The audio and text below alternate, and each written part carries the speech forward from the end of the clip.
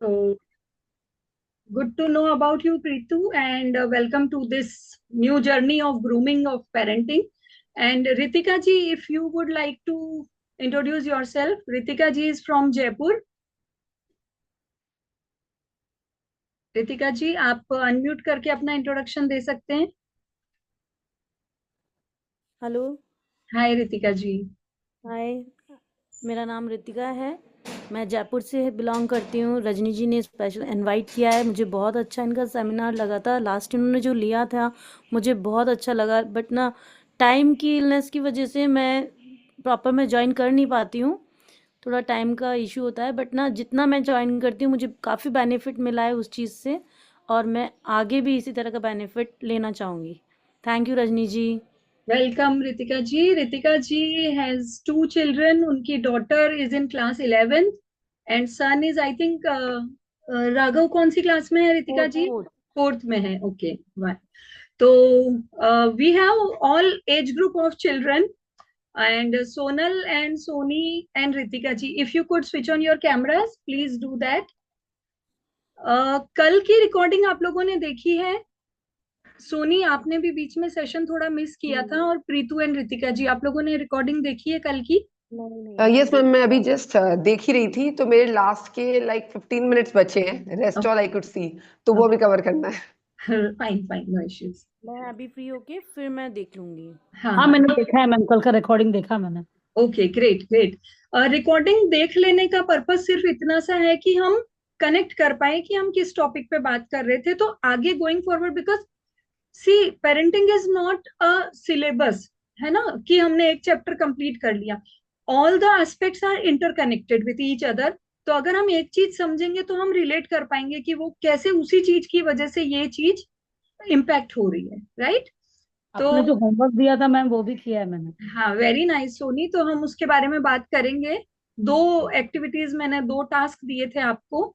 I hope Sonal आपने भी complete किया होगा। Yes ma'am. या फाइन, उसके बारे में हम डिस्कस करेंगे अभी। So welcome to this progressive parenting master class.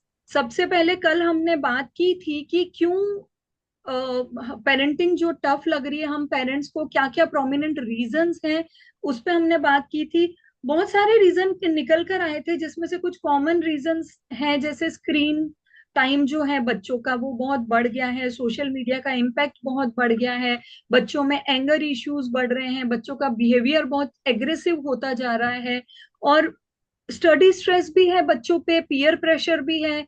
कहीं ना कहीं हम पेरेंट्स भी पीयर प्रेशर फील कर रहे हैं। हमारे सामने दिक्कत ये आ जाती है कि हम कैसे उनसे बात करें, जबकि वो हमें सुनना ही नहीं चाह रहे हैं। कई बार प्रॉब्लम ये आती है कि उनके टेंट्रम्स को हम कैसे डील करें। टेंट्रम्स का मतलब हमेशा रोना नहीं होता है। छोटा बच्चा है, टॉडलर है, तो he will start crying every time जब उसकी कोई डिजायर फुलफिल नहीं हो रही है। लेकिन जैसे जैसे बच्चे बड़े होंगे उनके टेंट्रम्स भी चेंज होते जाते हैं।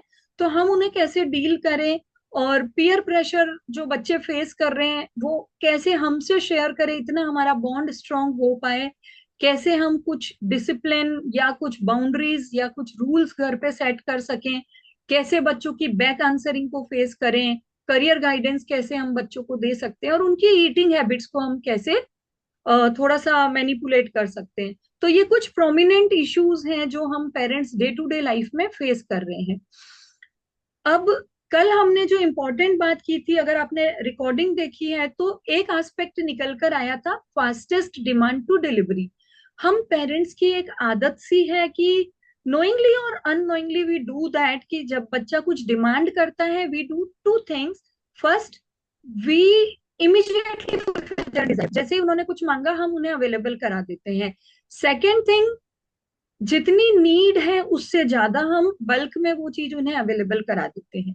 तो उन हमारी इन चीजों से बच्चों की ब्रेन की कंडीशनिंग कुछ इस तरह से हो रही है कि अगर जैसे बच्चे ने आज कुछ चीज मांगी और हमने इमीडिएट आज उसे अवेलेबल करा दी, या इमीडिएटली जितनी जरूरत है उससे ज्यादा अवेलेबल करा दी, रिपीटेडली ऐसा करके हम बच्चों की एक्सपेक्टेशंस को बहुत हाई सेट कर रहे हैं। उससे बच्चों को ये एक्सपेक्ट हो जाता है कि जब भी मैं कुछ मांगूंगा या मांगूंगी, मेरे मम्मी या पापा एवरी टाइम अवेलेबल हैं, और जो मुझे चाहिए वो immediately then and there it will be provided to me.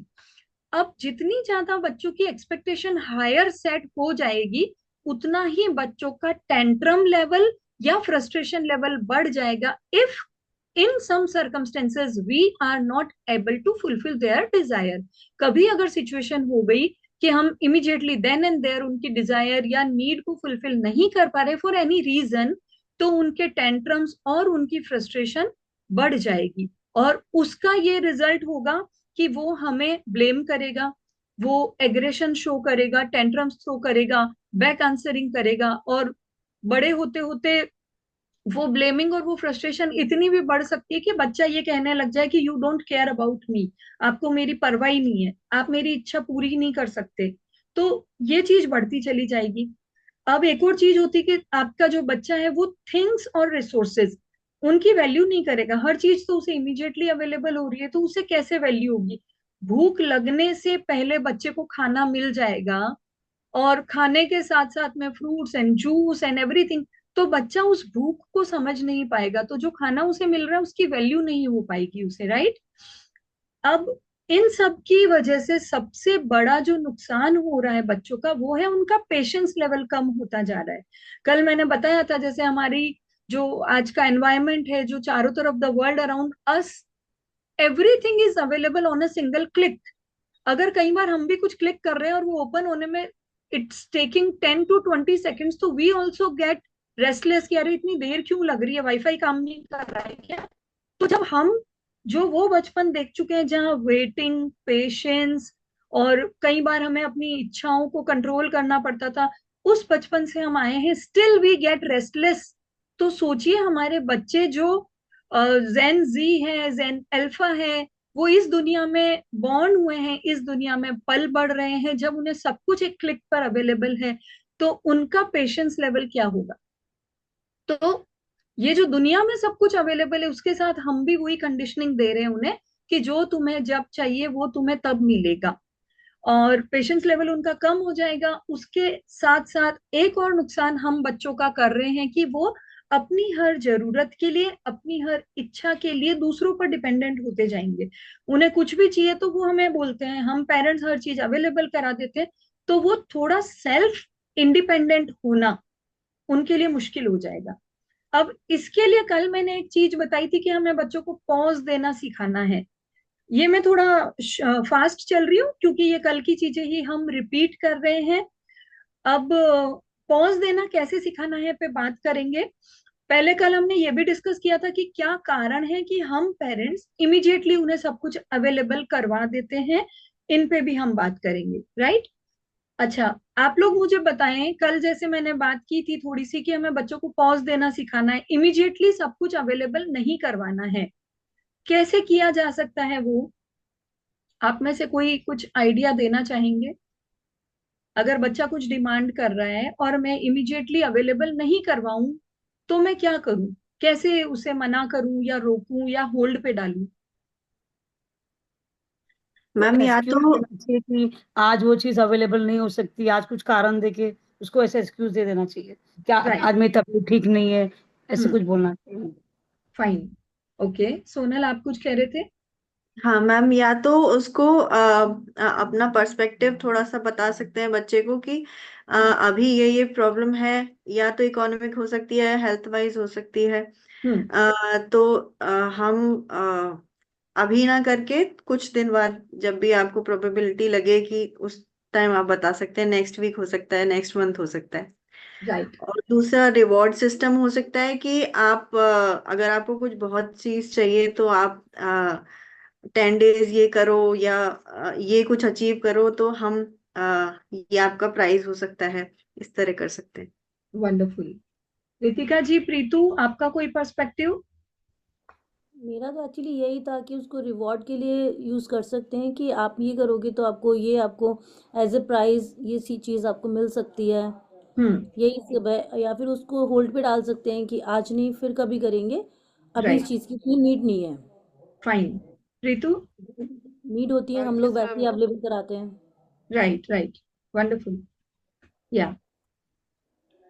Yes ma'am, I think mostly वही मतलब पोस्टपोन वाला ही होता है कि like to keep it on hold कि मतलब after few months only, because suppose example like अभी ये toy लिया था तो not for next 2 months, like that we can buy it after 2 months, ऐसे कोई एक limit set करके. Fine, wonderful ideas you have given. अब मुझे बताइए कि अब तक आप ऐसा कर रहे थे कि आज मुझे टॉय चाहिए, ठीक है ले लो, आज मुझे नई ड्रेस चाहिए, ठीक है ले लो. अब आप अचानक ये शुरू करेंगे कि होल्ड पे डालना है, मना करना है, या नेक्स्ट संडे दिलाएंगे. क्या बच्चा एकदम से एग्री कर लेगा, ठीक है मम्मा आप संडे को दिला देना, या ठीक है नेक्स्ट मंथ हम चलेंगे?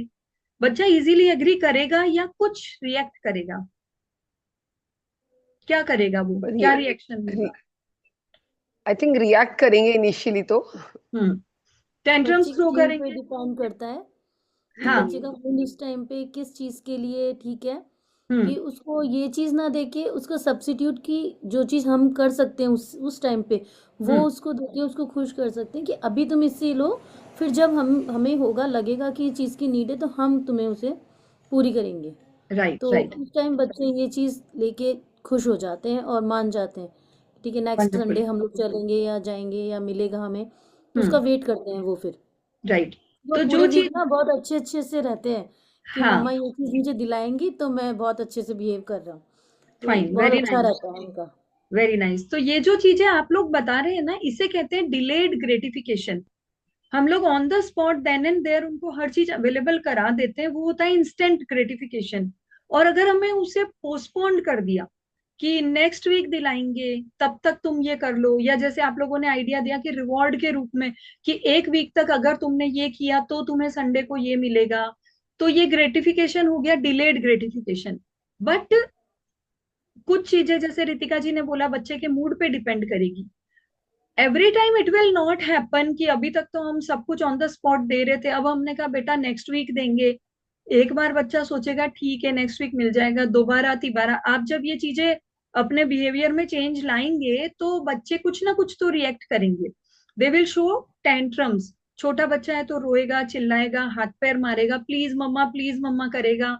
थोड़ा बड़ा बच्चा है तो वो आर्ग्यू भी कर सकता है, क्यों अभी क्यों नहीं दिला सकते, हमेशा तो मैं कहती थी तो आप मुझे तुरंत दिला देते थे, अब क्या हो गया, मेरे सब फ्रेंड्स के पास तो है, मुझे क्यों और एक हफ्ते वेट करना पड़ेगा. Probability is there, right? ऐसा होगा. अब मुझे ये बताइए कि आपने कहा बच्चे को नई ड्रेस चाहिए, आपने कहा नेक्स्ट संडे दिलाएंगे या नेक्स्ट मंथ दिलाएंगे, और बच्चे ने रोना शुरू कर दिया या आर्ग्यूमेंट शुरू कर दिया, फिर आप क्या करेंगे? बार बार आर्ग्यू कोशिश कर रहा है उसे वो. समझा सकते हैं हम्म. इस चीज के लिए कि अभी इस चीज की तुम्हें नीड नहीं है, जरूरत होगी तो हम देखेंगे इस चीज को दिलाने के लिए. हम्म. हाँ हम राइट. हो सकता है कि वो चीज़ उस टाइम पे उसकी नीड हो और हमें उसको इमिडिएटली उसे दिलाना है, तो उसको ये चीज़ कहते हैं हम लोग कि इस चीज़ की नीड है इसलिए तुम्हें हम दिला रहे हैं ये चीज़ तुम्हें, हाँ इस चीज़ की अभी ज़रूरत है. नहीं ज़रूरत है ठीक है आप डिले करो, बाद में लेंगे, बाद में देखेंगे. ठीक है फाइन. बच्चे मान जाते हैं, इतना इशू नहीं होता है. नहीं होता है. अगर हमारे बच्चे उस एज में आ चुके हैं, उतना मेच्योर है कि मान जाते हैं, then well and good.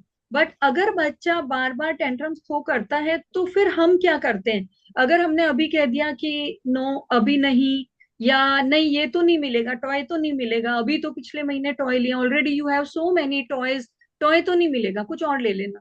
And then he start crying, और ही स्टार्ट स्क्रीमिंग, और he start arguing with you. तो हम क्या करते हैं?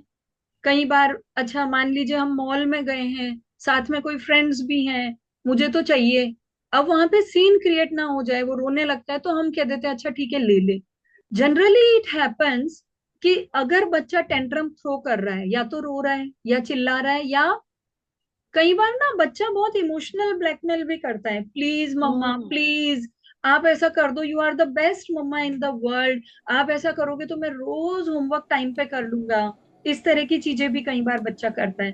तो या तो उनके रोने चिल्लाने से, या उनके आर्ग्यूमेंट और बहस से, या उनके ये प्लीज प्लीज वाले इमोशनल आउटबर्स्ट से we change our decision. It happens और नॉट? कई बार हम कह देते हैं अच्छा ठीक है ले लो. It happens. Yes, ma'am. होता है, बहुत बार होता है. बहुत बार होता है, राइट? अब ऐसा अगर हम करते हैं तो हम बच्चे के ब्रेन की कंडीशनिंग ऐसी कर देते हैं कि मैं मांगूंगा तो मुझे नहीं मिलेगा, पर मैं रोऊंगा तो मुझे मिलेगा, या एक बार रोने से नहीं मिलेगा, दो बार रोऊंगा तो जरूर मिल जाएगा, या फिर मैं रोता हूं ना तो मम्मा और ज्यादा डांट देती है, अगर मैं please please please best mamma, I love you mamma, तो मम्मा दिलाई देगी। तो ये धीरे धीरे हम बच्चे की ब्रेन की कंडीशनिंग ऐसी करते जा रहे हैं कि तुम्हारा ये एक्शन से ये रिएक्शन होगा। समझ रहे हैं आप? अभी आज मैं आपको दो वीडियोस भेजूंगी ग्रुप में after the class. Saturday Sunday 2 दिन हमारा ऑफ रहेगा, वो दोनों वीडियोस आप लोग देखिएगा आराम से, उसको समझिए डिटेल में। एक साइंटिस्ट थे पेवलो, उन्होंने एक क्लासिकल कंडीशनिंग का एक एक्सपेरिमेंट किया था। आई होप आपने किसी ने सुना है क्लासिकल कंडीशनिंग के बारे में? हम्म। एनी वन ऑफ नहीं, you? No? No no no. Okay, no one. Classical conditioning के बारे में आप जब वीडियो देख लेंगे उसके बाद मंडे को मैं थोड़ा और डिटेल में बताऊंगी। इट इज अ एक्सपेरिमेंट जहां पर एक डॉग है, वो डॉग को एक फिक्स टाइम पे खाना दिया जाता है। जस्ट फॉर एग्जांपल रोज उसको 12 बजे खाना दिया जाता है। अब आपको पता है बिना घड़ी देखे भी हमारी बॉडी एक फिक्स टाइम पे हंगर फील करने लगती है, क्योंकि हम रोज उसी फिक्स टाइम पे खाना खाते हैं। In the same way dog के साथ भी इट हैपेंड कि उसको उस समय भूख लगती थी, तो जब वो टाइम होता था और उसका जो केयर टेकर है वो खाना लेके आता था, तो द डॉग स्टार्टेड सलाइवेटिंग, उसको सेलिवेशन होने लग जाता था। तो वो टाइम से था, या वो खाना जब आता था उसकी खाने की जो खुशबू है उससे होता था, या एक फिक्स टाइम पे उसकी बॉडी क्लॉक सेट थी, बट जो भी था। अब ये जो हमारे साइंटिस्ट हैं इन्होंने एक एक्सपेरिमेंट किया कि डॉग को खाना देने से जस्ट पहले एक बेल बजाई। डे 1 पे बेल बजाई फिर खाना दिया, डे 2 पे बेल बजाई फिर खाना दिया, ऐसा वो कंटिन्यू कई दिनों तक करते रहे। कुछ 8-10 दिन के बाद दे ऑब्जर्व कि जैसे ही बेल बजती है, खाना सामने नहीं भी आता है, तो द डॉग स्टार्ट एलिवेशन। तो अब वो खाने की खुशबू से अगर होता था, तो अभी तो खाना आया ही नहीं है, खाने को देखकर होता था, बट वो बेल की आवाज से भी ऐसा उसका ब्रेन कंडीशन हो गया कि बेल बजी है मतलब खाना मिलेगा। तो आफ्टर अ फ्यू डेज उन्होंने सिर्फ बेल बजाई, खाना नहीं लाया, even then the dog started celebration. तो धीरे धीरे धीरे धीरे अगर एक चीज कंटिन्यू हम बहुत दिनों तक रेगुलर करते हैं, तो हमारा ब्रेन उस चीज के लिए कंडीशनड हो जाता है कि ऐसा होगा। ये डिटेल में आप थोड़ा वीडियो देखेंगे तब समझेंगे, फिर हम उसको मंडे की क्लास में और डिस्कस करेंगे। बट यहाँ पे उसका पॉइंट क्या है कि हमारा ह्यूमन ब्रेन भी उसी तरह का है। तो हमारे जो बच्चे हैं ना, वो उनका ब्रेन कंडीशनड हो जाता है। जैसे हम चीजें दे देते हैं तो कंडीशनड हो जाता है कि मुझे तो जब जो मांगू वो मिलेगा ही मिलेगा। ये हमने कल भी बात की थी। अब हम चाह रहे हैं हम बच्चों को थोड़ा डिलेड ग्रेटिफिकेशन सिखाएं, ताकि वो पेशेंस सीखे, ताकि वो हमेशा डिपेंड ना हो जाए हर चीज के लिए, ताकि उनकी एक्सपेक्टेशंस, उनकी फ्रस्ट्रेशन बहुत हायर ना सेट हो जाए। उसके लिए हम कोशिश करेंगे कि हम पॉज दें, होल्ड दें, नो बोलना सीखें बच्चों को, या आज नहीं कल मिलेगा, ये चीजें हम करें। तो जब हम ये शुरू करेंगे, तो जो बच्चों का कंडीशनड ब्रेन है कि मुझे तो अभी सब कुछ चाहिए, वो रिएक्ट करेगा, वो रोएंगे, वो बहस करेंगे। अब हमारे साथ इशू ये है कि we are mothers, we are parents, we love our children too much. तो जब वो इमोशनल ब्लैकमेल करते हैं तो वी मेल्ट डाउन। अच्छा ठीक है मेरा बच्चा, तू तो बहुत प्यारा है, ले, हम उसे दे देते हैं तुरंत। या वो रोने लगता है, एक बार हम स्ट्रिक्ट हो जाएंगे, दोबारा कुछ दिन बाद उसने किसी और चीज की जिद की, हम स्ट्रिक्ट हो जाएंगे। तीसरी बार आते आते जब वो रोना शुरू करता है ना, तो वी फील लाइक अरे यार क्या मैं 500 रुपए की चीज के लिए अपने बच्चे को रुला रही हूँ, मेरा बच्चा कितना हर्ट हो रहा है, तो हम उसे वो चीज दे देते हैं। तो अब आपने एक बार या दो बार मना करके जब तीसरी बार में हाँ किया ना, तो बच्चे के ब्रेन की कंडीशनिंग और ज्यादा सॉलिड हो गई कि नहीं, बोलने से नहीं मिल रहा है, एक बार रोने से नहीं मिल रहा, दो बार रोने से नहीं मिल रहा, पर तीसरी बार में तो मिल जाता है। तो वो और स्ट्रांग हो जाएगा उसका ब्रेन कंडीशन कि अब तो मुझे टेंट्रम थ्रो करने, अब वो ना आपसे प्यार से बोलेगा ही नहीं, वो शुरुआत ही रोने से करेगा, रोऊंगा तो मिलेगा। तो हमें क्या करना है, अगर हम कोई चीज बच्चे को नहीं दिलाना चाहते हैं फॉर एनी रीजन, चाहे वो फाइनेंशियल रीजन है, चाहे वो ये है कि अभी उसे उसकी जरूरत नहीं है, हम उसे रीजन दें, मना करें, लेकिन प्यार से करें। फिर अपने उस डिसीजन पर हमें स्ट्रिक्ट रहना पड़ेगा, हमें फर्म रहना पड़ेगा। और ऐसा आपको कम से कम 4 या 5 बार इन अ रो, इन अ रो का मतलब ऐसा नहीं है मंडे ट्यूसडे वेडनेसडे थर्सडे, ऐसा है कि आज आपके बच्चे ने आपसे टॉय मांगा, आपने मना किया कि आपके पास ऑलरेडी बहुत सारे टॉय हैं, अभी आपको जरूरत नहीं है, आपके बर्थडे पे दिलाएंगे नया टॉय, अभी नहीं मिलेगा। अब चाहे बच्चा रो रहा है, चाहे वो चिल्ला रहा है, चाहे वो कह रहा है आप मुझसे प्यार ही नहीं करते, चाहे वो इमोशनल ब्लैकमेल कर रहा है, आप प्यार से मना कीजिए, पर मत दिलाइए टॉय, फिर बर्थडे पे ही दिलाइए। फाइन। अब टॉय की बात हो गई। 1 महीने बाद बच्चे ने कहा मेरे सारे फ्रेंड्स संडे को पिकनिक जा रहे हैं, मुझे भी जाना है। अगर आप ले जा सकते हैं तो जाइए, it is very good. But अगर आप नहीं ले जा सकते फॉर एनी रीजन, कि आपकी तबीयत ठीक नहीं है, या आपके घर गेस्ट आने वाले हैं, या कोई भी कारण है, तो आप उसे मना करेंगे। अब आप मना करेंगे तो या तो उसे स्ट्रिक्टली क्लियरली कहिए कि हम नहीं ले जा सकते, हमारे घर गेस्ट आ रहे हैं, या आई एम नॉट फीलिंग वेल, या आप उसे पोस्टपोन करना चाहते हैं कि इस संडे नहीं ले जा सकते पर नेक्स्ट मंथ हम चलेंगे। अब बच्चा कहेगा मेरे फ्रेंड्स तो इसी संडे जा रहे हैं, नेक्स्ट मंथ नहीं जाएंगे, तो आप उसे रीजन देंगे कि गेस्ट आ रहे हैं इसलिए हम नहीं जा सकते, तो नेक्स्ट मंथ हम चलेंगे विद फैमिली, पापा मम्मा और हम सब। अब अब अगर आपने मना कर दिया तो चाहे बच्चा रोए, चाहे इमोशनल ब्लैकमेल करे, चाहे कुछ भी, वो अपने फ्रेंड्स की मम्मा से आपको कॉल करवा दे कि प्लीज चलिए ना हम सब जा रहे हैं, अगर आप नहीं ले जा सकते हैं तो फिर मत ही ले जाइए। और अगर आप ले जा सकते हैं, पॉसिबिलिटी है कि गेस्ट आ रहे हैं इसलिए हम थोड़ा लेट हो जाएंगे पर जा तो सकते हैं, तो पहले उसे मना मत कीजिए, उसे यही बोलिए कि गेस्ट है तो हम थोड़ा लेट हो जाएंगे पर मैं ले जाऊंगी। कहने का पॉइंट ये है कि जो भी आपका डिसीजन है, चाहे वो कोई चीज दिलाने का है, नहीं दिलाने का है, कहीं ले जाने का है, नहीं ले जाने का है, या और भी कोई बहुत सारी चीजें हो सकती है, उसके लिए अगर आपने हाँ कहा है तो अपने हाँ पर फर्म रहिए, अगर आपने ना कहा है तो अपने ना पर फर्म रहिए। आपका फर्म डिसीजन बहुत बहुत इंपॉर्टेंट है। अगर हमारा डिसीजन अनस्टेबल होता है तो हमारे बच्चे बहुत ज्यादा स्मार्ट है, they learn how to negotiate with you. छोटा सा एग्जांपल देती हूँ। आप बैठे हैं, आप ये सेशन अटेंड कर रहे हैं, या आप रिकॉर्डिंग देख रहे हैं, या आप अपना कोई काम कर रहे हैं, बच्चा आया कि मम्मा मैं बाहर खेलने जाऊं थोड़ी देर फ्रेंड्स के साथ, अभी शाम का टाइम है, आपने कह दिया अरे नहीं नहीं बाहर बहुत तेज ठंड है, मच्छर भी हो रहे हैं, अभी नहीं, इस टाइम नहीं जाना।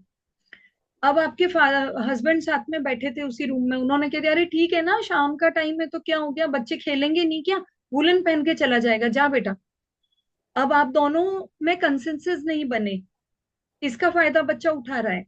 अब हस्बैंड ने कहा तो आप कहोगे अरे यार ठंड है, चल ठीक है वुलन पहन ले चला जा। अब बच्चा ये समझ गया कि मैं बोलता हूं तो मम्मा मना करती है, लेकिन पापा ने बोला तो मम्मा मान गई। तो अब जब उसे कोई ऐसी बात मनवानी होगी जिसमें उसके फादर एग्री कर सकते हैं, तो वो आपके पास अप्रोच नहीं करेगा, वो अपने फादर के पास अप्रोच करेगा, और फादर मान जाएंगे तो वो कहेगा पापा प्लीज मम्मा को आप बोलो ना, राइट। और अगर कोई चीज ऐसी है जिसमें आप अग्री कर सकते हैं लेकिन फादर मना करते हैं, तो वो आपको अप्रोच करेगा, आपको मनाएगा, और सेकंड स्टेप आपको बोलेगा प्लीज पापा को आप बोल दो ना।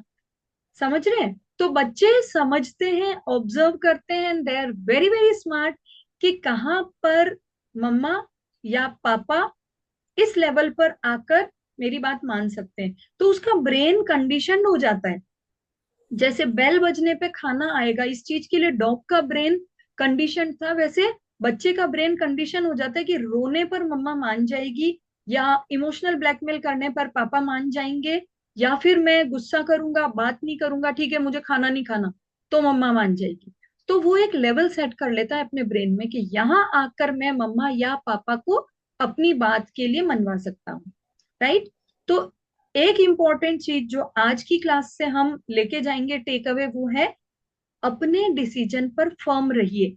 मैं आपसे ये नहीं कहूंगी कि उसे हमेशा आप टॉय मत दिलवाइए, घुमाने मत ले जाइए, ये आपकी पर्सनल लाइफ है, आपकी सर्कमस्टेंसेस है, हर पेरेंट का अपने हर बच्चे के लिए तरीका अलग हो सकता है।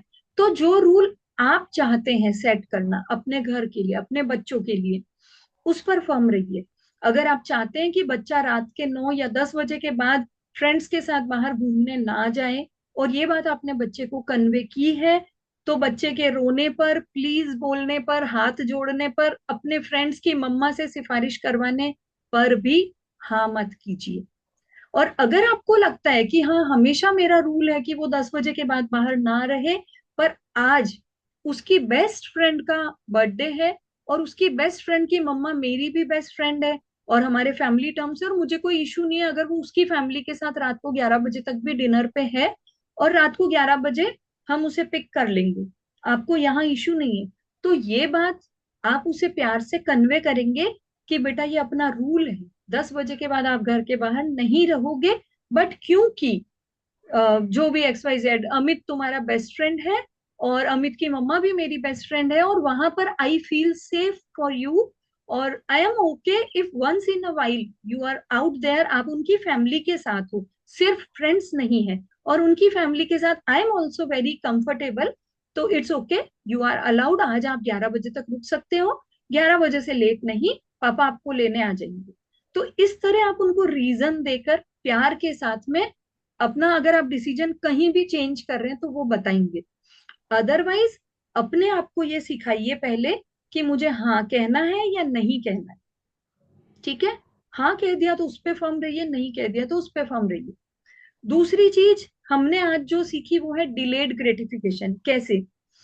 आप मॉल में गए घूमने या शॉपिंग करने, या आपने कोई चीज शॉपिंग की थी वो चेंज करवानी, एनीथिंग, बच्चा साथ में।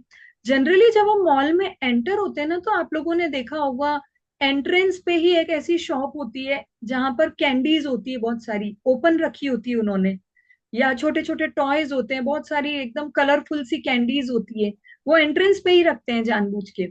अब एंटर होते ही बच्चा कह देगा मम्मा मुझे ये कैंडीज चाहिए। अब यहाँ पे कोई वो जिद नहीं कर रहा, यहाँ पे हमें भी ऐसा नहीं है कि नहीं ही दिलानी है, छोटी सी कैंडी है, बच्चे ने देखा, देख के उसकी इच्छा हो गई, वो उसकी इमीडिएट वाली डिजायर है, टेम्परेरी वाली, वो आप नहीं भी दिलाएंगे ना तो उसको हर्ट नहीं होगा। पर आपको लगता है ठीक है छोटी सी चीज है, आई हैव नो इशू, मैं इसको दिला सकती हूँ, तो यू हैव टू चॉइसेस, ठीक है ले लो, या फिर ओके आपको कैंडी चाहिए, ठीक है मैं दिला दूंगी, पहले एक बार अपन ऊपर चलते हैं, it will take only 15 minutes, मुझे ये जो मैंने कल ड्रेस ली थी ये चेंज करवानी है, उसके बाद में आपको कैंडी दिला दूंगी। अब वो 15 मिनट अगर आपने टाले, फिर प्रॉमिस याद रखिए आके दिला दीजिए, बच्चा भूल भी गया ना तो आप आके दिला दीजिए, तो बच्चा थोड़ा सा पेशेंस सीखेगा। वो 15 मिनट्स जब आप अपनी ड्रेस चेंज करवा रहे हैं तब वो बच्चे के दिमाग में कैंडीज ही घूम रही होगी, but he will learn patience कि हाँ 15 मिनट बाद मुझे मिलेगी, और वो बड़े प्यार से मान भी जाएगा अगर आप प्यार से बोलेंगे। कभी कभी जिद पे आ सकता है बच्चा, तो we can say in a firm voice कि कैंडी दिलाने में मुझे कोई इशू नहीं है, बट पहले मेरी ड्रेस चेंज करवाना जरूरी है, वहां पे टाइम ओवर हो जाएगा, या कोई भी आप रीजन दे सकते हैं कि उनका एक्सचेंज का टाइम इतना ही होता है, उसके बाद आते टाइम मैं तुम्हें कैंडी दिला दूंगी, ऐसा कुछ रीजन देके आप उसे ले जाएं और रिटर्न में उसे जरूर दिलवा दें। तो इस तरह हम बच्चों को छोटी छोटी चीजों से डिलेड ग्रेटिफिकेशन सिखा सकते हैं। तो दो चीजें इंपॉर्टेंट हो गई, एक अपने डिसीजन पर फर्म रहना, दूसरा अगर हम कोई चीज डिले करना चाहते हैं, बच्चों को पेशेंस सिखाना है, तो हमें धीरे से प्यार से उसे होल्ड पे डाल के, बस एक चीज जो याद रखनी है, कल की क्लास में आई थिंक सोनी ने पूछा था कि कभी हम बच्चों को ऐसा कहते हैं कि ये संडे को करेंगे या ये बाद में दिला दूंगी, तो बच्चे आर्ग्यू करते हैं आप हमेशा ऐसा ही बोलते हो, आप ऐसे करते नहीं हो, आप मेरी बात मानते नहीं हो। उसके पीछे रीजन ये होता है कि हम ऐसा करते हैं इसलिए बच्चा ऐसा बोल रहा है। जैसे हमने कहा कि 15 मिनट बाद दिला दूंगी या रिटर्न में दिला दूंगी, अब क्या हम ड्रेस चेंज करवाने के बाद किसी और स्टोर में घुस गए, वहां पे हम फुटवेयर देखने लग गए या क्रॉसवर्ड में चले गए, बुक्स देखने लग गए, आपके बच्चे को भी बुक्स बड़ी पसंद है तो आप वहां पे टाइम स्पेंड करते हैं। अब रिटर्न में क्या है, बच्चा तो भूल गया उसे कैंडी चाहिए थी, क्योंकि उसको तो देख के इच्छा हो गई थी इसलिए उसने मांगी थी। अब आप भी भूल गए, अब बच्चे के सबकॉन्शियस माइंड में बाद में तो याद आएगा कि मुझे कैंडी तो दिलाई नहीं आपने, तो अगर हम ऐसा करते हैं बार बार, तो बच्चे के दिमाग में ये फिट हो जाता है कि मम्मा या पापा बोलते तो हैं पर वो अपना प्रॉमिस पूरा नहीं करते हैं। तो ये हमें ध्यान रखना है कि अगर हमने बच्चे को कोई प्रॉमिस किया है कि रिटर्न में कैंडी दिलाऊंगी, या संडे को पिकनिक ले जाऊंगी, या नेक्स्ट मंथ तुम्हें नई ड्रेस मिलेगी, या तुम्हारे बर्थडे पे नया टॉय मिलेगा, तो अगर वो बच्चा भूल भी जाए तो आप याद रख के अपना वो प्रॉमिस जरूर पूरा करें। तो बच्चे के दिमाग में ये आ जाएगा कि हाँ, मेरी मम्मा या मेरे पापा जो बोलते हैं उसे पूरा भी करते हैं। Agree with me? Any Yes. Query till now? कोई भी क्वेश्चन है?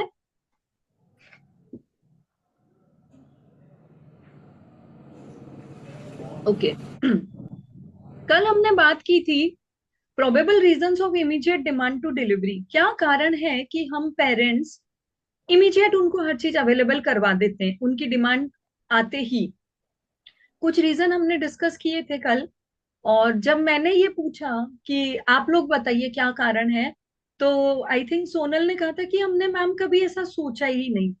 कई बार डेली लाइफ में हमारी जो रूटीन है उसमें बहुत सी बातें हम ऐसी बोलते हैं या बहुत सी चीजें हम ऐसी करते हैं जो हम सोचते नहीं है, क्योंकि बहुत छोटी चीजें होती है। तो ये बहुत ज्यादा मैटर ही नहीं करती, हम इतना सोचते ही नहीं है कि इसका आउटकम क्या हो सकता है।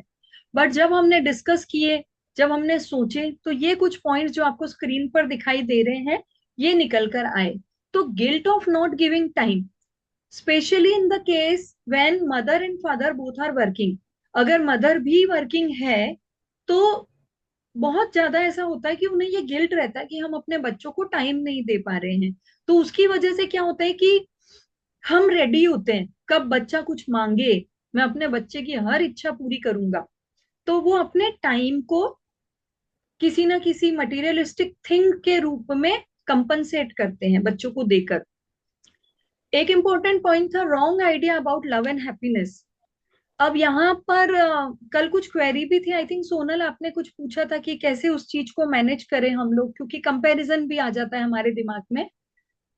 आई would love to know your perspective, love और हैप्पीनेस के बारे में आप लोग क्या सोचते हैं? जैसे अगर मेरा बच्चा कुछ मांगता है मैं उसे इमीडिएट दे देती हूँ, क्योंकि मैं वर्किंग हूँ टाइम नहीं दे पाती, इसलिए मैं उसके लिए कभी नया टॉय, कभी आइसक्रीम, कुछ कुछ ले आती हूँ, ऐसा मैं बार बार करती हूँ। क्या बच्चे को हर चीज अवेलेबल करवा देना ही लव है?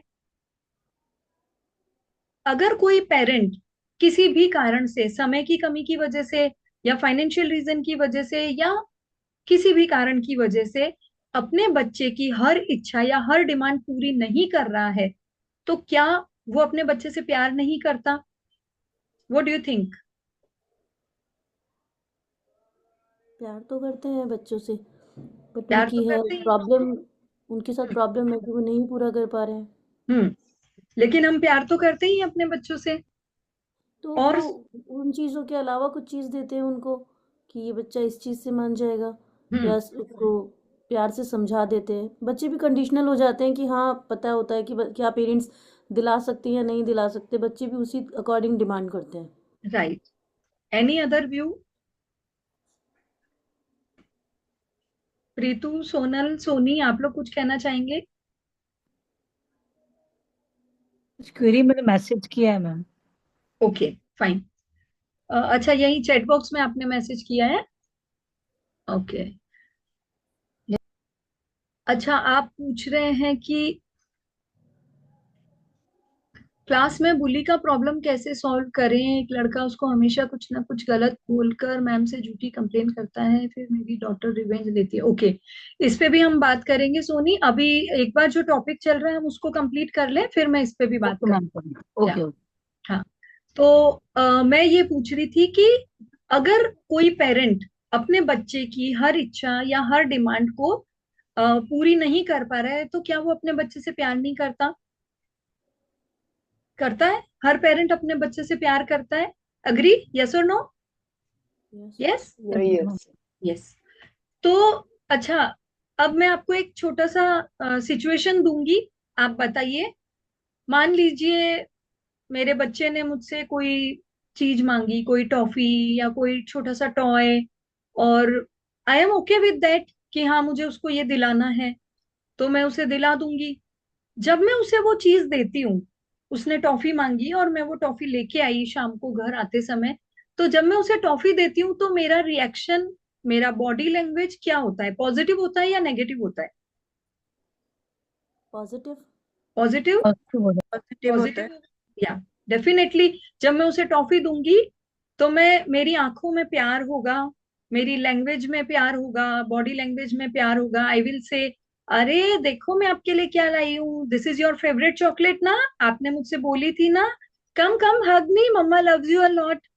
ऐसा ही कुछ हम करते हैं कि हम उसे हग करेंगे, किस करेंगे, टॉफी देंगे कि देखो तुमने मांगा था मैं लाई, I love you so much. ऐसा ही कुछ हम रिएक्ट करते हैं, राइट? फाइन।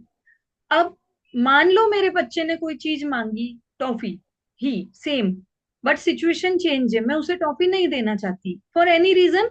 हो सकता है उसने ऑलरेडी इस हफ्ते में बहुत 4-5 बार टॉफी खा ली है, हो सकता है कि उसके दांतों में 2 दिन से दर्द है इसलिए मैं उसे टॉफी नहीं देना चाह रही हूँ, कोई भी कारण हो सकता है।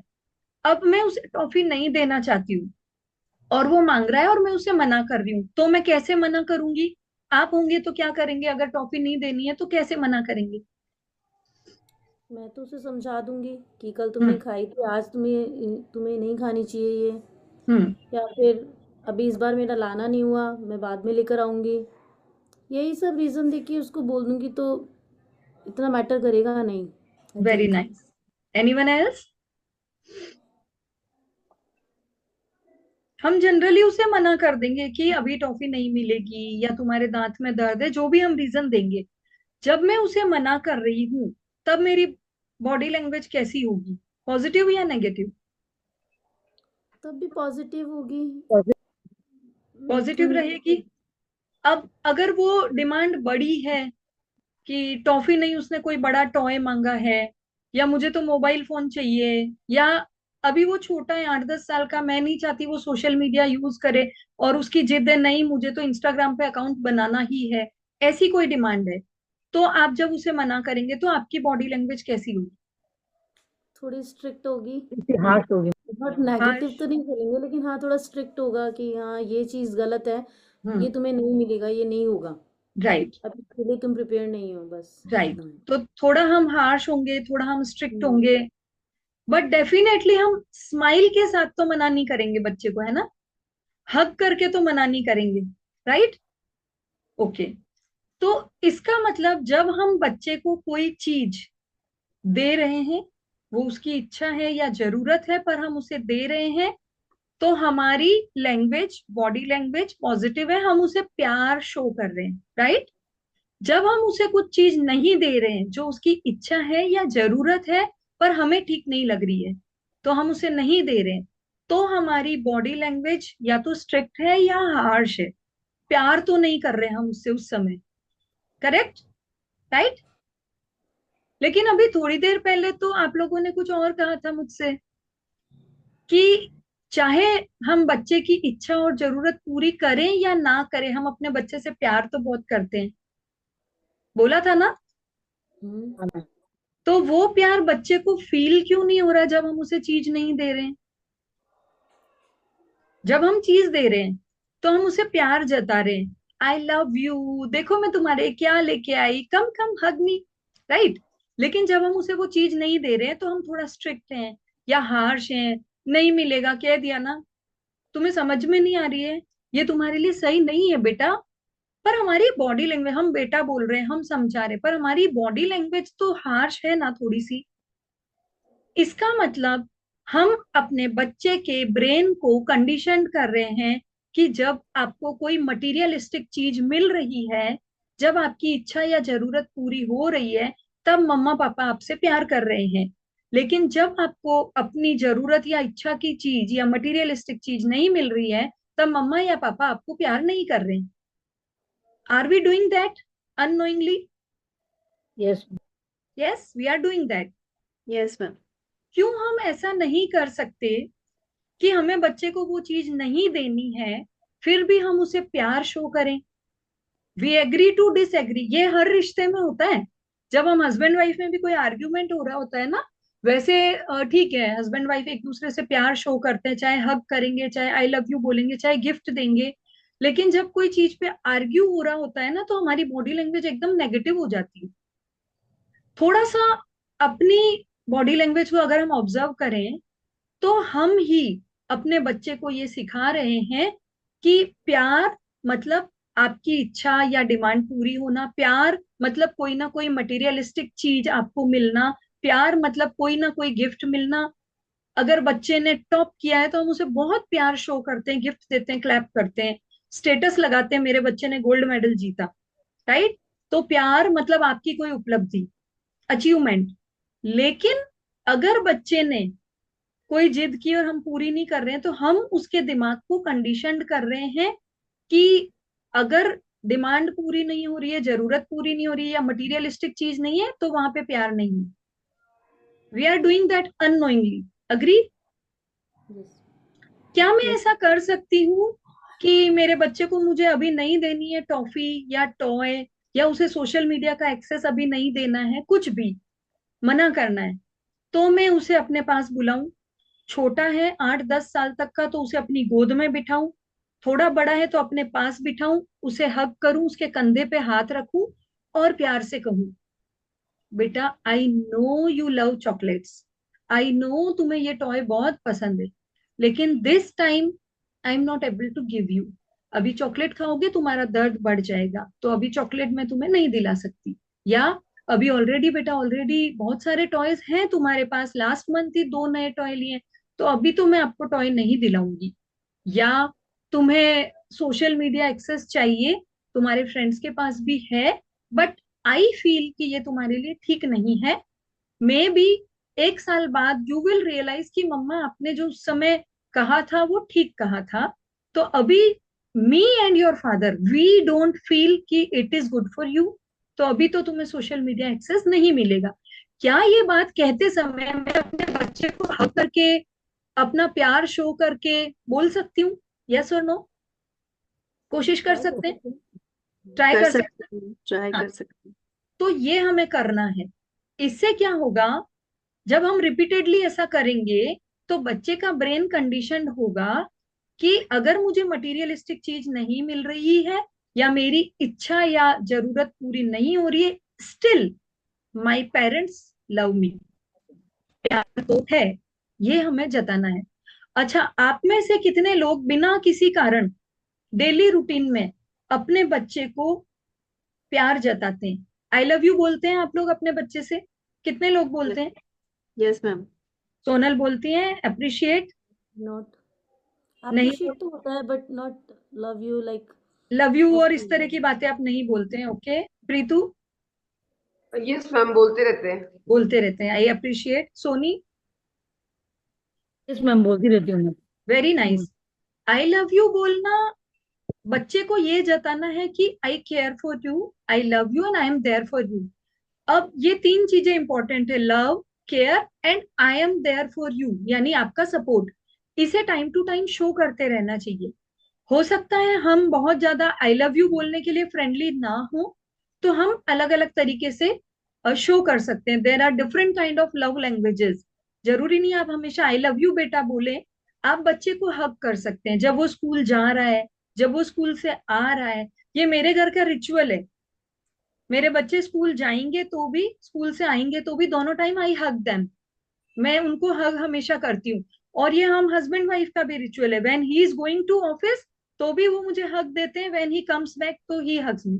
तो it is a kind of showing your love and care towards your relationship.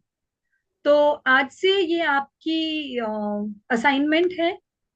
आज से रोज आप अपने बच्चे को अपना प्यार शो करेंगे। तरीका आपका है, मेरा कोई फोर्स नहीं है। आप चाहें उन्हें दिन में 1 बार 2 बार किसी ना किसी बात में आई लव यू बोले, आप चाहें दिन में 1 बार 2 बार उन्हें हग करें, आप चाहें तो उन्हें ऐसे कंधे पे हाथ रख दिया, पीठ थपथपा दी, किसी भी तरह से आप लव, अपना लव उनको शो कर सकते हैं। आप चाहें तो जैसे उसने कुछ आपकी हेल्प कर दी, कि आप किचन में काम कर रहे हैं, उसने खाना सर्व कर दिया, अरे मेरा बेटा थैंक यू सो मच, आपने मेरी हेल्प की, थैंक यू बोल दिया। तो इस तरह से आज से आपको शुरू करना है कि आप अपना लव, अपनी केयर बच्चे को शो करेंगे, राइट। और स्पेशली जब आप बच्चे को मना कर रहे हैं तब जरूर अपना लव और अपनी केयर शो करेंगे। It is more important.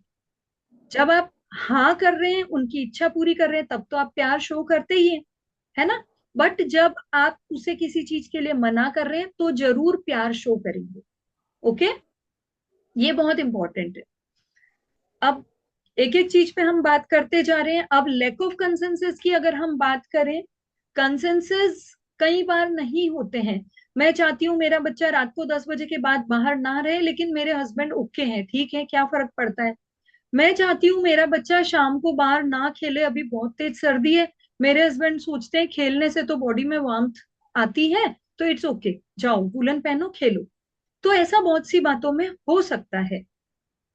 आप में से कितने ऐसे हैं जिसका कई बार अपने हस्बैंड के साथ बच्चे की किसी बात को लेकर, बाकी चीजों के बारे में हम बात नहीं करेंगे, बच्चे की किसी बात को लेकर थोड़ा सा डिसएग्रीमेंट हो जाता है। किस किस के साथ ऐसा होता है? हाँ, मेरे साथ होता है। ओके। मैम मेरे साथ भी होता है। हम्म, हम सबके साथ ऐसा होता है। क्या जब ऐसा होता है वो बच्चे के सामने होता है? हाँ, ऑब्जर्व, सामने ही होता है most of most of the time सामने ही होता है। क्या हम्म, हम कोशिश कर सकते हैं, क्योंकि डिसएग्रीमेंट तो होगा, जरूरी नहीं है कि हर बात में हम एग्री करें, क्या हम ये कोशिश कर सकते हैं कि हमारा जो डिसएग्रीमेंट है वो बच्चे के सामने ना हो? क्या ये कोशिश की जा सकती है? टाइम। Yes ma'am. ये हमारा दूसरा असाइनमेंट है। अगर किसी बात में हम और हमारे हस्बैंड सहमत नहीं है तो हम बच्चे के सामने आर्ग्यूमेंट शुरू ना करें। मान लीजिए मैंने कहा कि अरे बाहर बहुत ठंडे, खेलने मत जाओ, और हस्बैंड ने कहा ठीक है जाने दो ना। उस समय पे अगर हम बहस करेंगे तो वो बच्चे के सामने बहस हो जाएगी। अगर आपका और आपके हस्बैंड का रिलेशन इतना है मैच्योर, तो आप प्यार से ये बात कर सकते हैं कि अरे अभी ठंड बहुत है, कल थोड़ा जल्दी भेज दूंगी। हो सकता है आपके हस्बैंड अग्री कर जाए, पर अगर वो उस पे आ जाते हैं कि अरे नहीं जल्दी लेट क्या होता है, ठंड तो है ही ना, दिन भर ही है, जाने दो, तो उस समय हमें, ठीक है बेटा आज आप चले जाओ, कल से अपन डिसाइड कर लेंगे कि क्या हमारे लिए शाम को बाहर खेलना ठीक है या नहीं। बच्चा चला गया, आप अपने हस्बैंड से बच्चे की एब्सेंस में बात करें।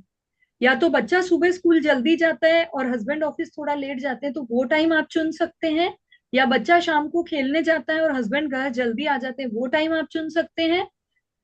या ये टॉपिक एक और हम अपने एक पूरी क्लास लेंगे इस टॉपिक पे, कि कैसे पार्टनर्स के बीच में कंसेंसस होना जरूरी है। अ, या फिर टाइम आप चुने, संडे को या किसी दिन जब हस्बैंड की छुट्टी है, तब बच्चा कहीं और बिजी है, तब आप चुन सकते हैं। पर इट इज वेरी इंपॉर्टेंट कि कम से कम महीने में एक बार आप और आपके हस्बैंड बैठें, आधा घंटा कम से कम, और आपका टॉपिक सिर्फ बच्चा हो, बच्चे के बारे में आप बात करें। कई जगह ये कंप्लेन आती है कि मेरे हस्बैंड तो इंटरेस्ट नहीं लेते हैं, पर जब आप बात करना शुरू करेंगी धीरे धीरे तो वो इंटरेस्ट लेने लगेंगे। कई बार ये चीज जो कल हम बच्चों के बारे में बात कर रहे थे कि बच्चा बात नहीं करना चाहता हमसे, उसका रीजन भी ये है। कई बार ऐसा होता है ना, कल किसी का मैसेज था मेरे पास कि जैसे हेल्थ इश्यूज रहते हैं, मुझे मान लो कि बैक एक हो रही है, हेडेक हो रहा है, हम इंडियन मदर्स हैं, हमने बहुत कुछ झेला है, तो आफ्टर 30s और 40s होता है किसी को शुगर, डायबिटीज, माइग्रेन, बहुत सारे इश्यूज हो जाते हैं। तो हम जो अपनी थकान है या चिड़चिड़ाहट है वो हम बच्चों पे निकालते हैं, और हर बात में हम जनरली अननोइंगली बोलते रहते हैं, अरे मम्मा की तबीयत ठीक नहीं है और तुम तंग कर रहे हो, मैंने कहा ना मेरा हेडेक हो रहा है, तुम झगड़ा मत करो, अरे मेरा इतना बैकएक हो रहा है और मैं नहीं कर सकती, तुम बार बार मुझे ये बोल रहे हो। तो रिपीटेडली अगर हम एक ही बात बोलते हैं या कंप्लेनिंग टोन में बोलते हैं, तो वो बच्चे को फ्रस्ट्रेशन देती है। इन द सेम वे हम अपने हस्बैंड से भी जब बात करते हैं, जनरली क्या होता है, हम लोग इतने थक जाते हैं ना, हस्बैंड जब घर आता है वो अलग माइंडसेट में होता है, हम अलग माइंडसेट में होते हैं, और हम, आज बच्चे ने ये किया, आज उसने वो किया, आज उसने ये तोड़ दिया, ये गिरा दिया, मुझसे बहस कर दी, आज मेड ने ऐसा कर दिया, आज पड़ोसन ने ऐसा कर दिया, वी स्टार्ट कंप्लेनिंग। अब हस्बैंड का दिमाग ऑलरेडी टायर्ड होता है, हम ये सब शुरू कर देते हैं। तो हमें लगता है हम किससे कहें, तो कहीं ना कहीं वो एक गैप आ जाता है कि वो इंटरेस्ट नहीं लेते हमारी बात सुनने में। तो थोड़ा सा हम कम्युनिकेशन पे भी काम करेंगे, एक टॉपिक हमारा कम्युनिकेशन पे भी रहेगा, जो हम बीइंग अ पेरेंट बच्चों के साथ कैसे करें पे बात होगी। इन बिटवीन में थोड़ा सा ये भी बताती रहूंगी कि अपने पार्टनर के साथ हम कैसे उस पे काम करेंगे। तो कंसेंसस, साथ में सहमति होना बहुत जरूरी है। उसके लिए हम अकेले में बच्चे के सामने नहीं, आपस में बात करें और उन्हें अपना पॉइंट ऑफ व्यू समझाएं, उनका पॉइंट ऑफ व्यू समझने की कोशिश करें। और हम ये कोशिश करें कहीं पे वो मान जाए, कहीं पे हम मान जाए, और बीच का एक रास्ता निकाल लें। और बच्चे को ये बात उसी तरीके से बताई जाए कि हाँ मुझे थोड़ा ऐसा लग रहा था, पापा ने ऐसा कहा है तो हमें ऐसा लगता है। जब हम बच्चे को किसी बड़ी चीज में डिसीजन देते हैं ना, तो हम शब्द का यूज करें, because you and your spouse are a team. Parent मतलब सिर्फ मम्मा नहीं होता है या सिर्फ पापा नहीं होता, वी आर अ टीम। तो अगर हम कभी कि हाँ बच्चे को भेजना है बर्थडे पार्टी में, या रात को भेजना है, या कोई बड़ा डिसीजन है, तो हमने ऐसे बात की, कोई चीज बच्चा परमिशन मांग रहा है या आपसे डिस्कस कर रहा है, ओके हम बात करके आपको बताएंगे, मैं पापा के साथ डिस्कस करूंगी फिर हम आपको बताएंगे। इस तरह बच्चों के सामने शो करें कि वी आर अ टीम, और हम कंसेंसस के साथ में ही डिसीजन लेने वाले हैं। तो ये तीन चार चीजें आज के टॉपिक में हमने सीखी समझी। चीज़ मैं कंसेंसस पे हमें पूछना काम चाह रही करना थी। है। हाँ जैसे रितिका जी। जैसे मैंने बोल जैसे बच्चे पूछते हैं, मुझसे पूछेंगे कि पूछा कि ये चीज़ हम कर लें, तो जब हम्म मैं उन्हें बोलती हूँ कि ना मैं पापा से डिस्कस करूंगी, फिर हम लोग हम्म मैं बताऊंगी तुम्हें, बाद में बताएंगे जो भी डिस्कस कर, तो बच्चे एक ही चीज़ बोलते हैं, मम्मी आप बोलोगे तो पापा मान ही जाएंगे। हम्म।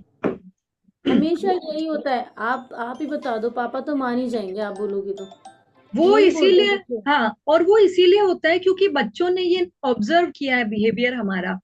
क्योंकि ये हम बच्चों के सामने ही करते हैं, कि हम बच्चों के सामने ही पापा को बोलते हैं कि अरे इसको अपनी फ्रेंड की बर्थडे में जाना है, मैं तो सोच रही थी इतना लेट हो जाएगा, क्या करें जाने दे। पापा कहते तुम्हें ठीक लगे देख लो। तो वो जस्ट बच्चे यही को होता पता है। है, हाँ बच्चे को पता है कि मम्मा ऐसे बोलेगी तो पापा मान जाएंगे, है ना।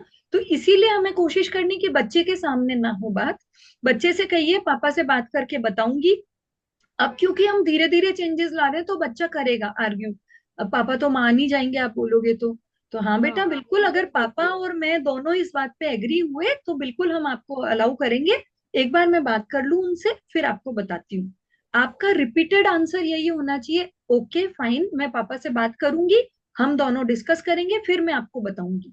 अब इन बिटवीन अगर बच्चा बड़ा है, टीनेजर है, तो वो क्या करेगा, पापा को फोन लगा लेगा, पापा मुझे वहां जाना है और मम्मा ऐसा कह रही है कि पापा से बात करूंगी। आप स्मार्ट बच्चे की स्मार्ट मम्मा है, आप उसके फोन लगाने से पहले पापा को मैसेज डाल दीजिए। फोन करेंगे तो वो सुन लेगा। मैसेज डाल दीजिए कि उसे ये बर्थडे पार्टी में जाना है, मैंने अभी बोला है हम डिस्कस करके बताएंगे, उसका फोन आए तो अभी कोई डिसीजन मत देना, हम शाम को बात करेंगे। तो ये आपका आपस में होना, ये मैं कुछ तरीके बता रही हूँ अनऑफिशियल कि इस तरीके से हम कर सकते हैं। पॉइंट ये है कि बच्चे के सामने आर्ग्यू ना करें, बच्चे के सामने फाइनल डिस्कशन वाला डिसीजन वाला जो भी है आर्ग्यूमेंट वो नहीं होना चाहिए। आप बात करें फिर बच्चे के सामने एज अ टीम, हमने ये सोचा है, हमें ये ठीक लग रहा है, इस तरह से हम अपना डिसीजन रखें। ओके। तो दो तीन चीजें हमें करनी है, अपने बिहेवियर पर ध्यान देना है, अपने डिसीजन को फर्म रखना है, यस है तो यस, नो है तो नो, चेंज नहीं होना है बार बार। पहले खुद ऑब्जर्व कर लो, सोच लो कि क्या मुझे ये करना है या नहीं, ये मुझे इसको देना है या नहीं, उसके बाद यस या नो बोलो। ठीक है, उस पर फर्म रहना सीखो। अगर नहीं बोलना है तो भी प्यार जरूर जताओ। आज से डेली अपने बच्चे को अपना प्यार शो करना शुरू करेंगे। कभी उन्हें हग कीजिए, कभी उन्हें कडल कीजिए, कभी आई लव यू बोलिए, कभी उनके लंच बॉक्स में आई लव यू लिख के छोटी सी चिट डाल दीजिए, है ना। कभी वो स्कूल से आके बहुत सारी बातें बता रहे हैं तो उनके पास बैठ जाइए, अपना काम छोड़ के उनकी बातें ध्यान से सुनिए। कभी उन्हें देख के आप अपना काम कर रहे हैं और वो पास से निकला, स्माइल दे दीजिए। क्या हुआ मम्मा आप स्माइल क्यों कर रहे हो, बस ऐसे ही तुम्हें देख के अच्छा लगा, बस ऐसे ही आज तू बहुत सुंदर लग रही है। बच्चे को ये फील होना चाहिए कि मेरे पेरेंट मुझे नोटिस करते हैं, I am important to them, they love me. तो इस तरह से हमें उन्हें प्यार शो करना है। नहीं बोलना है, कोई डिसीजन में मना करना है तो जानबूझकर प्यार जताकर बोलना है। हो सकता है थोड़े दिन बच्चों के लिए भी शॉकिंग होगा कि ये क्या हो गया, हमेशा डांटते थे नहीं जाना है तो नहीं जाना है, नहीं मिलेगा, आज ऐसे प्यार क्यों कर रहे हैं। तो हो सकता है वो थोड़ा और ज्यादा रिएक्ट करे, but you still stay firm. आप प्यार जताइए, आई लव यू बेटा, I agree with you, but अभी नहीं, अभी तो टॉय नहीं मिला, नहीं मिलेगा, अभी नहीं दिला सकती। तो बात वही बोलिए, पर प्यार जताकर, हग करके, पास बैठ के, कंधे पे हाथ रख के फिर बोलिए। तो ये 2-3 चीजें हमें आज से फॉलो करनी है। और कोई भी चीज करनी है आपसी सहमति से करनी है, बच्चे के सामने बात नहीं करनी।